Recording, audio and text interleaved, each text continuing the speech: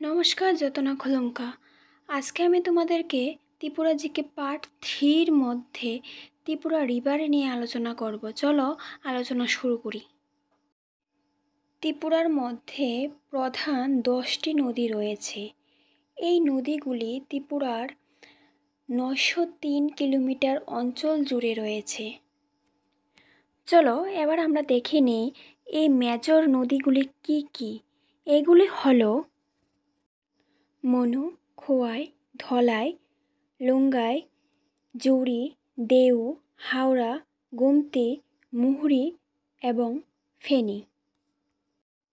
ত্রিপুরার পাহাড়গুলি উত্তর দক্ষিণে প্রসারিত বলে নদীগুলিও উত্তর বা দক্ষিণ বাহিনী, আর কয়েকটি মাত্র পশ্চিম বাহিনী। চলো এখন দেখি কোন নদীগুলি উত্তর বাহিনী। উত্তর বাহিনী নদীগুলি হল মনু, খোয়াই, ধলাই, লঙ্গাই, জুড়ি ও দেউ। এবার আমরা দেখব দক্ষিণ বাহিনী নদীগুলি। দক্ষিণ বাহিনী নদী দুটো ফেনী এবং মুহুরী। সর্বশেষ পশ্চিম বাহিনী নদী। পশ্চিম বাহিনী নদীও দুটো, প্রথম গোমতী, দ্বিতীয় হাওড়া। চলো এখন আমরা নদীগুলি সম্পর্কে বিস্তারিত আলোচনা করব।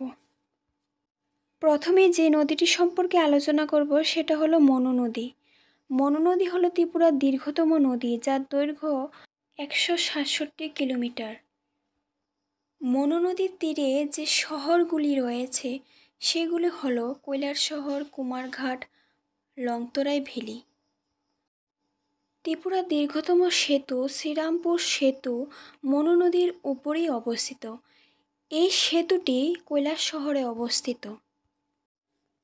দ্বিতীয় দীর্ঘতম নদী হল খোয়াই, যার দৈর্ঘ্য হল 166 কিলোমিটার। এই নদীটি 18 মুড়া পাহাড় থেকে উৎপন্ন হয়েছে। এটিও একটি উত্তর বাহিনী নদী।